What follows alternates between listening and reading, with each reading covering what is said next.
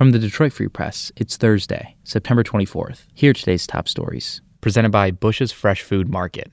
Bush's has over 4,000 Michigan products, including the freshest fruit and vegetables, meat, seafood, and baked goods. Stop by one of Bush's 16 locations for the personal service you expect from your neighborhood grocer. 2 bouquets of flowers rest on the pristine steps of the federal courthouse in downtown Detroit. A cardboard sign sits in the middle of the floral display. RBG, it reads, "Thank you for making our country safer for the women I love." For the Free Press, I'm Nicole Avery Nichols. As the nation mourns the passing of U.S. Supreme Court Justice Ruth Bader Ginsburg, who died last week at the age of 87, both women and men alike celebrate her life and acknowledge her many contributions to the bench, to gender equality, and to civil rights. On Wednesday, dozens of Ginsburg's former law clerks stood outside the Supreme Court in D.C. as the judge's flag-draped casket was brought into the building. This Friday, the iconic judge will become the first woman to lie in state at the U.S. Capitol.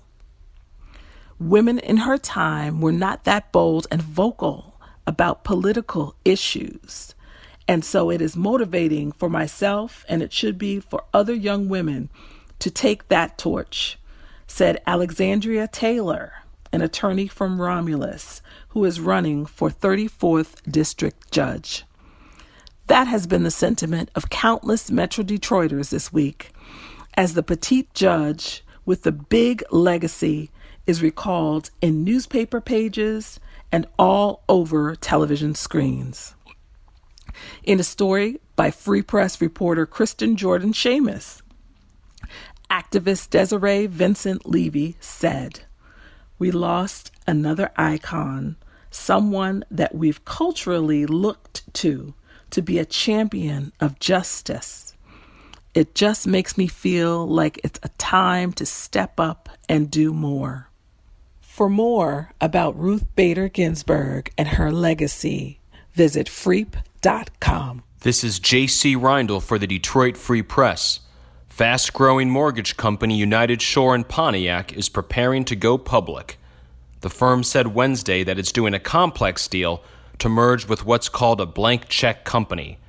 That company belongs to Alec Gores, who's the older brother of Detroit Pistons owner Tom Gores. Blank check companies are called blank check companies because they first go public to raise money to later buy other companies.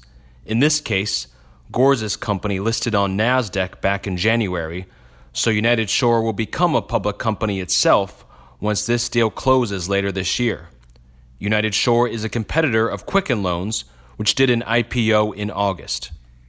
I'm Kirkland Crawford with the Free Press Sports Department, and a look at the buzz building over the Michigan football offense. Considering U of M's season went from 12 games to 10 games to no games to now 9 games, it's hard to get a real gauge as to how good the Maize and Blue will be this season. But here's what we do know. There will be a lot of change on offense for the Wolverines.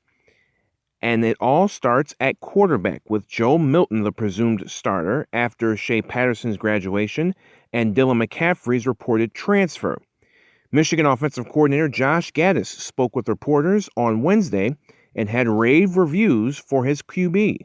Yeah, Joe's really, if you said who's probably one of the most improved players on the team, obviously, I would like to, throw Joe in that mix. And I don't want to just say that from a physical standpoint, because when we're talking about improvement comes in a number of different ways, leadership, physically, and then obviously, being able to, to learn the offense. And Joe's been exceptional.